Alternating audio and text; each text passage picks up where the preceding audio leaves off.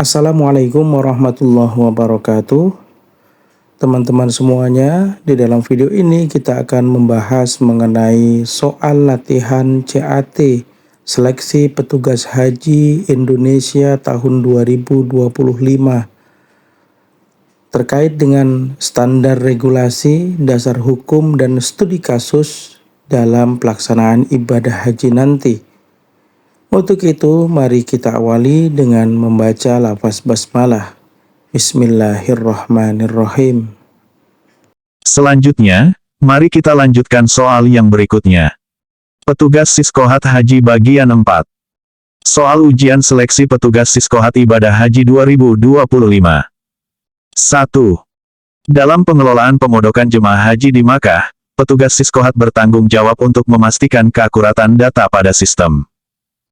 Jika terjadi perubahan kamar dari triple menjadi double occupancy pada gedung X di sektor 2 Misfalah, langkah pertama yang harus dilakukan adalah A. Melapor ke ketua kloter. B. Mengubah status kamar di sistem Siskohat. C.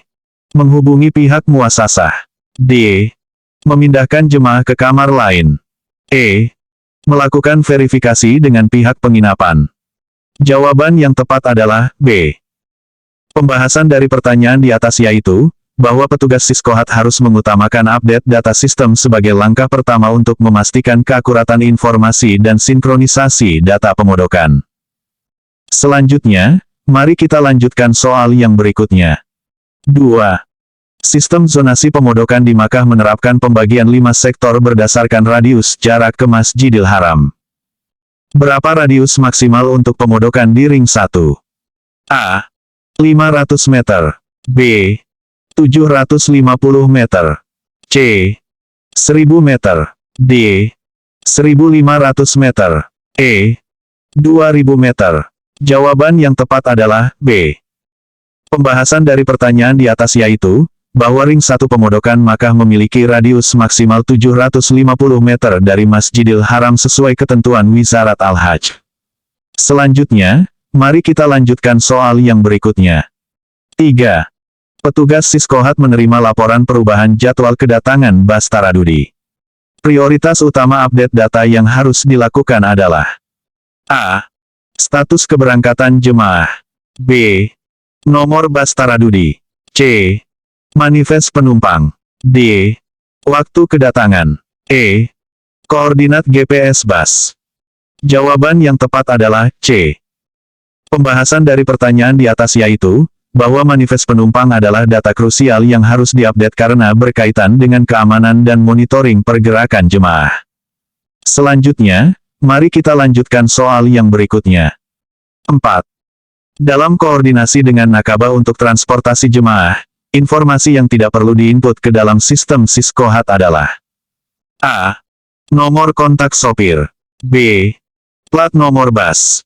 C. Rute perjalanan. D. Jumlah penumpang. E. Warna bus. Jawaban yang tepat adalah E. Pembahasan dari pertanyaan di atas yaitu, bahwa warna bus bukan merupakan data esensial yang perlu diinput dalam sistem Siskohat untuk koordinasi transportasi. Selanjutnya, mari kita lanjutkan soal yang berikutnya. 5.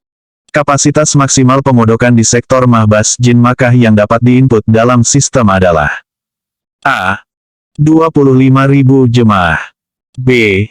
35.000 jemaah. C. 45.000 jemaah. D. 55.000 jemaah. E. 65.000 jemaah. Jawaban yang tepat adalah C. Pembahasan dari pertanyaan di atas yaitu, bahwa sektor Mahbas Jin memiliki kapasitas maksimal 45.000 jemaah sesuai data terbaru Wizarat Al-Hajj. Selanjutnya, mari kita lanjutkan soal yang berikutnya. 6. Koordinasi dengan pihak muasasah untuk pelayanan tawafah mengharuskan petugas Siskohat melakukan update data setiap A. 6 jam. B. 8 jam. C. 12 jam. D.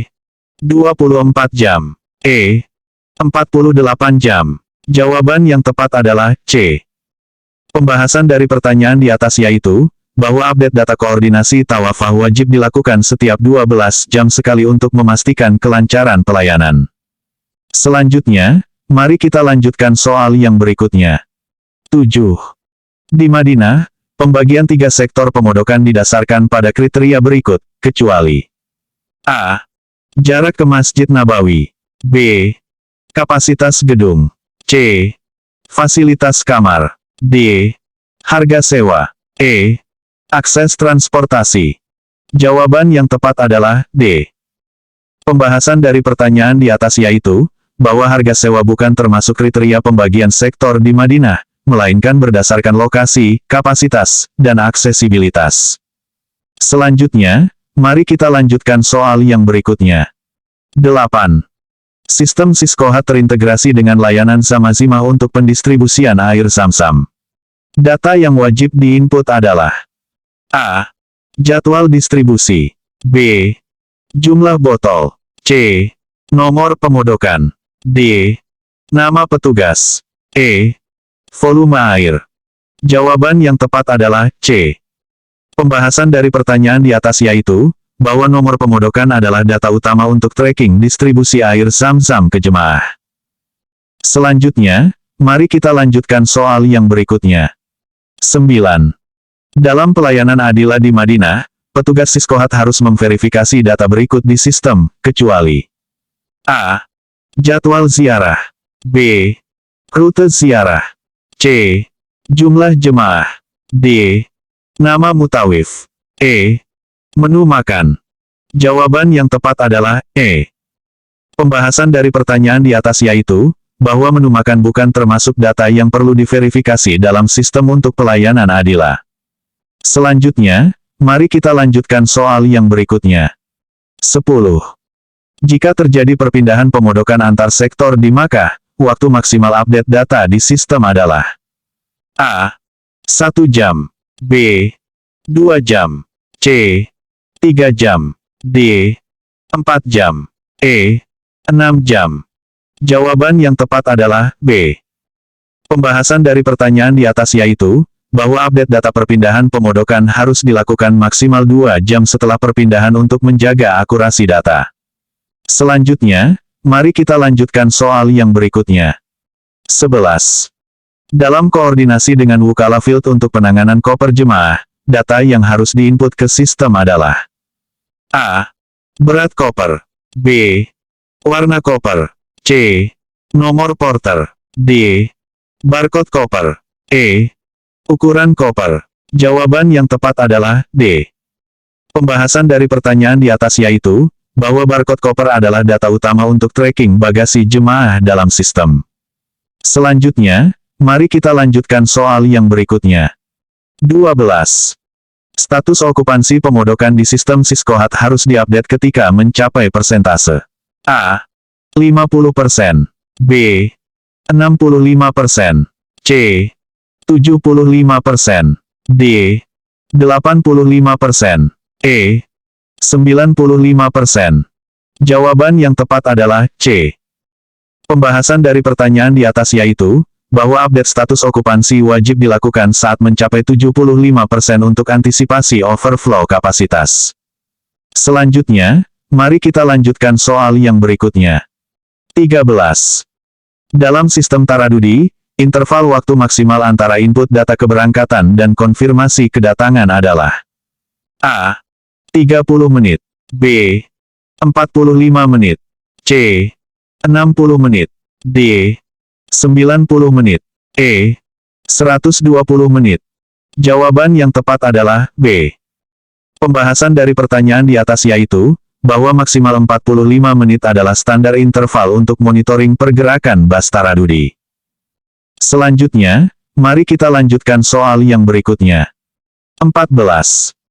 Koordinasi dengan Wizarat Al-Hajj untuk perubahan kuota pemondokan harus diinput dalam sistem paling lambat. A. 12 jam. B. 24 jam. C. 36 jam. D. 48 jam. E. 72 jam. Jawaban yang tepat adalah B. Pembahasan dari pertanyaan di atas yaitu, bahwa perubahan kuota wajib diupdate maksimal 24 jam sesuai regulasi Wizarat Al-Hajj. Selanjutnya, mari kita lanjutkan soal yang berikutnya. 15. Petugas Siskohat mengidentifikasi anomali data pemodokan di sektor Aziziyah. Langkah yang tidak tepat adalah A. Verifikasi data di lapangan. B. Cross-check dengan muasasah. C. Update status di sistem. D. Reset sistem database. E. Lapor ke koordinator sektor. Jawaban yang tepat adalah D. Pembahasan dari pertanyaan di atas yaitu, bahwa riset sistem database adalah tindakan yang tidak tepat karena dapat menghilangkan data penting lainnya.